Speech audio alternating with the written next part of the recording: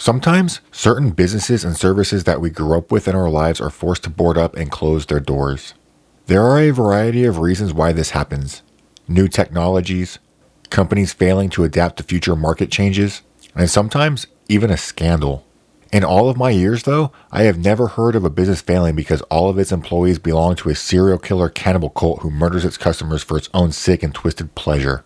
Hi everyone, it's Hyde again, and that's the basic premise of Willy's Wonderland. A highly anticipated film about cute demonic animatrons in an old and rundown family-oriented entertainment center. So let's dive a little deeper into the plot of this movie. A nameless drifter runs into some car trouble in a town called Hayesville, and can't pay the bill in this small town where cash is the only accepted method of payment. He is soon offered a way to work off the debt, by cleaning the once popular and thriving Willy's Wonderland and restoring it back to its former glory. He quickly accepts the job and begins to perform his cleaning duties, not realizing that he's been locked inside by those who employed him. Unbeknownst to the drifter, however, is that Willy's Wonderland has a dark history, and its last owner and his staff were psychotic serial killers, who, after being discovered by authorities, committed ritualistic satanic suicide, transferring their evil souls into the animatronic dolls inside Willy's Wonderland. Also unknown to the drifter is that outside, a group of local young people, led by Liv, intend to finally rid their town of the evil cloud that looms over Willy's Wonderland by burning it to the ground. But as the group discover that the drifter is inside, they decide to rescue him before dousing the place in flames, and in turn become locked inside with him and the giant serial killer robot dolls. The fight for survival begins as Willy Weasel sends his cult members to one at a time hunt them down and satisfy their never-ending bloodlust. To a lot of people, this plot can easily sound totally wild and completely original and unique. And while the details might be slightly different, you may be surprised to find out the idea of murderous animatronic dolls isn't.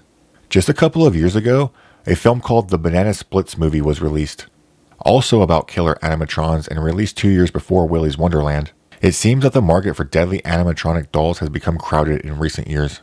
I'm not saying that this movie is just a Banana Splits movie ripoff, as it is totally possible that the makers of Willy's Wonderland were completely unaware of its existence.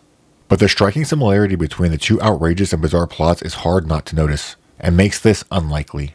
However, whether or not Willy's Wonderland is a blatant ripoff or just a curious coincidence has little to nothing to do with the actual execution of this film. Easily the most impressive thing about this movie was the fight scenes between the drifter and the possessed animatrons. They were fast, chaotic, and ultimately quite brutal as the drifter shows no mercy to any of these bloodthirsty robots. I mean, it was pretty enjoyable to watch this quiet dude who just wanted to pay off a debt by working it off totally demolish these evil oversized stuffed animals. The actual animatronic costumes themselves also looked pretty cool. They definitely looked friendly, but also pretty creepy and gave off a true sense that there was something off about this place. They also moved fairly well, making the fight or death scenes really pop off the screen. I never knew how badly I have wanted to watch Nicolas Cage fight a giant robotic ostrich with a broom until I saw this movie. And the same can be said for the rest of the animatrons as well.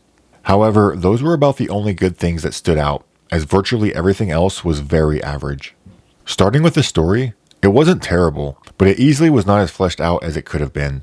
While it's true that many, if not most, horror movies suffer from this same flaw, Willy's Wonderland seems more egregious in this aspect. It really feels obvious to me that they literally put in the least amount of effort needed to make this story work. And while Willy's Wonderland meets the bare minimum requirements, it does not make any effort to go any further than that. Although I'm not going to go so far as to knock points off of this movie because of the weak script, this does come across as extremely lazy. Likewise, the characters were some of the most bland and uninteresting that I have seen in a long time. Liv was about the only character that seemingly had any motivation or backstory, leaving almost all of the others as nothing more than obvious victims of the carnage to ensue. But even worse than that, the drifter, who is the main character and remains nameless throughout the film, also has no spoken lines at all. While I was watching this film, I did find that quite interesting, but more because I kept waiting to see if he would actually speak.